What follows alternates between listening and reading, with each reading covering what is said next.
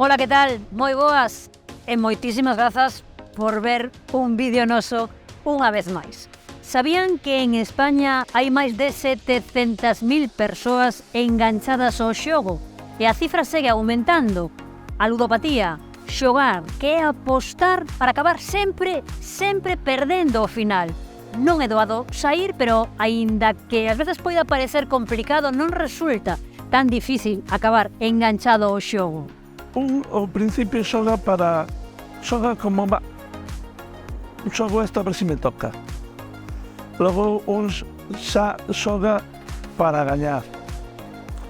Pero é curioso que unha vez que gañas, o obxectivo xa non é ese, é seguir xogando. Así que o obxectivo final é xogar. O que quería era xogar, non era gañar. Pois se quería gañar, co que gañabas marchaba, non? Quería máis e máis e máis e nunca podía chegar a máis. Evidentemente, a banca sempre gaña, sempre.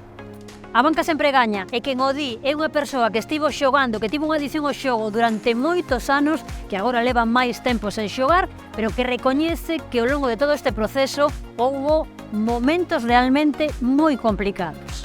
Empezan as mentiras, ois, déixame diñeiro que teño que facer un traballo na universidade, eu xogaba timba xa na cafetería, ou déixame diñeiro que teño que facer reparar o coche non lle pasaba nada, estaba 2 manzadas máis atrás, evidentemente non xogaba lá da casa, non fora ser que dirán, ou a ver se pillan alguén coñecido.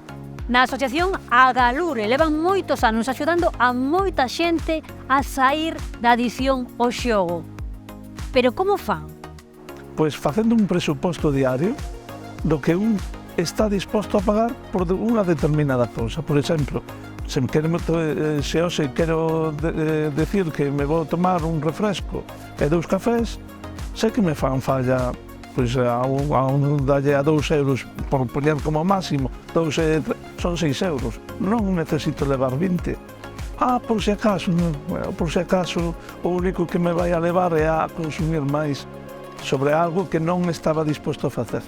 E como ou canto lle cambia a vida a unha persoa que estivo enganchado ao xogo durante moitos anos e que despois dunha terapia e dun tratamento logra deixar esa adicción? Pois totalmente, o sea, de estar...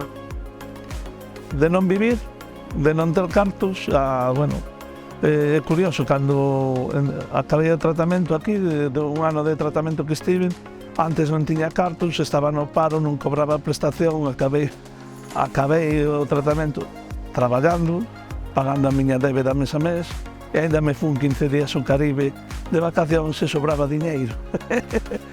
E sigue sobrando diñeiro, que é cuestión de darlle valor aos cartos e de facer o que un quere facer sempre que pode. Se non pode, non o pode facer.